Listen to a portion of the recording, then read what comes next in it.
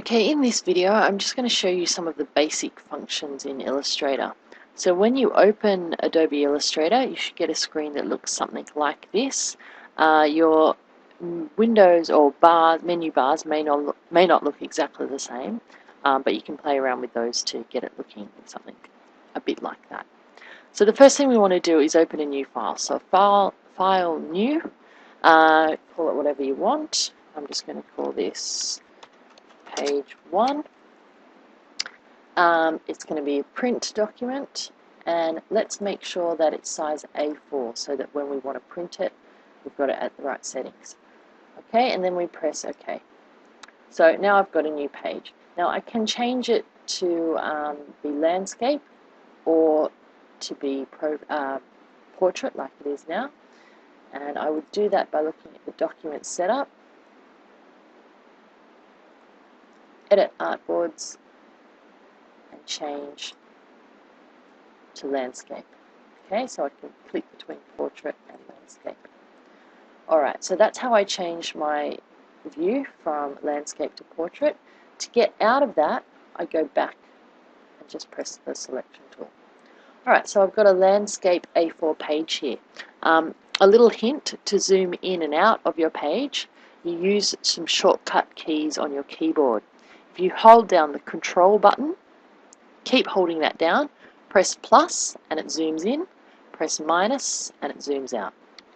Okay, so plus to holding down Control the whole time. So holding down Control, plus to zoom in, minus to zoom out.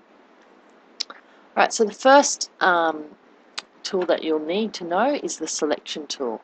This is the tool that you use to select objects. Alright, the second one that you'll need to use quite a lot of is this rectangle tool. Now if you notice, all of these tools have a little black arrow in the right corner. If I click on that, or click and hold, then a whole list of options opens up. Alright, so we're going to be using some of these ones down here. The other common ones that you might use are the text tool, also the paint bucket tool, which is hidden under here, so paint bucket there, and also these color tools down here. And Illustrator is quite helpful. When you hover over a tool, it tells you what it is. Alright, so if you forget, you can do that. Okay, so the first thing we want to do is set up our grid on our page here. So the way we do that is we go to, View. We go to View and scroll down here, and you can see a little option that says Control Grid. Okay, now we want to set the grid up so that it's how we want it. So your grid might look completely different to that. The way we set that up is we go to Edit and Preferences. Then another box should open, and we want to set up our guides and grid. So we click that. Don't worry too much about the colors. What you're interested in is setting up your grid lines. So I've set mine up so that it's every 5 centimeters. Now, Illustrator tends to use millimeters more than centimeters. I can type in 5 centimeters, but what you'll probably notice is that it changes it automatically to millimeters. So I'm going to have a grid line every 5 centimeters or 50 millimeters, and I'm going to have that divided into 5 subdivisions. So that means if I divide 50 millimeters by 5, that means there's going to be a subdivision every 10 millimeters or 1 centimeter. Okay, and that's what I want it to do. So here's my page, here's my grid. The first thing we're going to do is draw a simple square. So over at the tools here, we've got a star tool, and hidden underneath that is a rectangle tool. So select the rectangle tool, and you'll notice that your cursor changes to a cross. So I'm going to put my square on one of the cross sections there. Now I can just draw a random square like that, click and drag, and there's my square. Okay, I'm going to delete that now.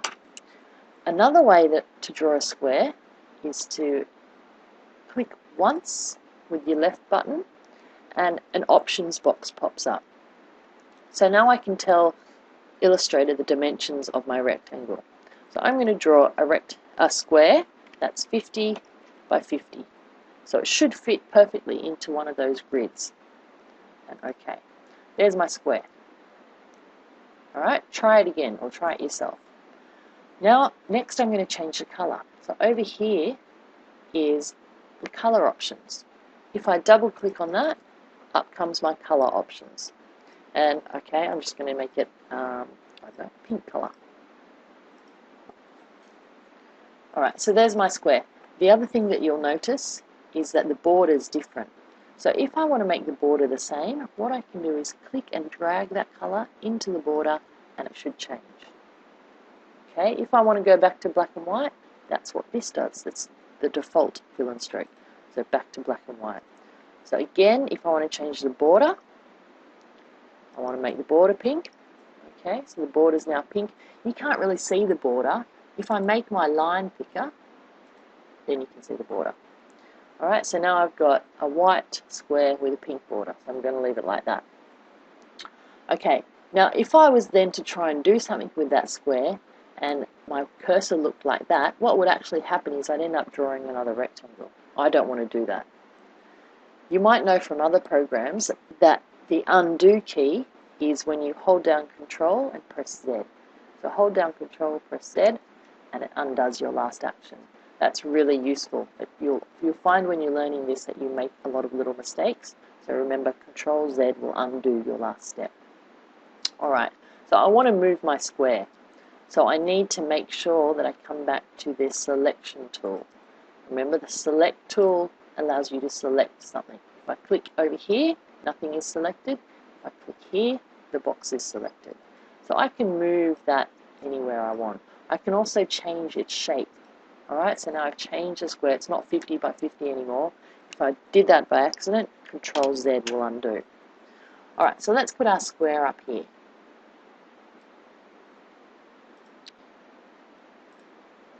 Okay, I'm just going to quickly show you some of the other basic tools. So the line tool, as you would imagine, draws a line.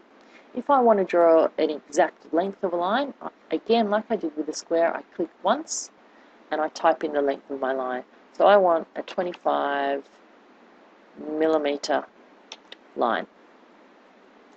Okay, there's my 25 millimeter line. Now it's done, it's drawn it at the angle that I last drew it. If I want a horizontal line, click it, 25 millimeter, change my angle to 0 so that it's horizontal. Okay, there's my horizontal line. Okay, that's the line tool. The text tool opens up a text box and you can write whatever you want in there. You can change the type of writing by selecting the text and just clicking on something else. You can also change the font size. Alright, so that's your text tool. Remembering, you always have to go back to the select tool if you want to select and work with another object. Okay, let's change the thickness of a line. So let's select a line. Up here, I've got the thickness of the line. So if I make it 16, it's a really thick line. I can also change what the line looks like. Alright, so there's sort of artistic features there. Okay.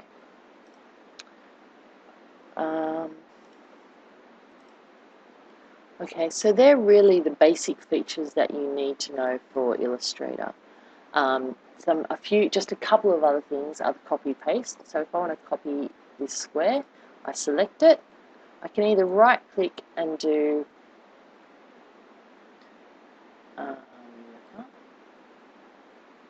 okay, forget that. Can't right click. Alright, if I select it, then edit, copy, click somewhere else, edit, paste. Okay, that's quite a slow way of doing it. A quick way is to use the keyboard. So select what you want to copy, hold down Control, press C, that's Control copy, and then Control V is paste. Alright, so that's copy and paste. Okay, I think we'll leave that there.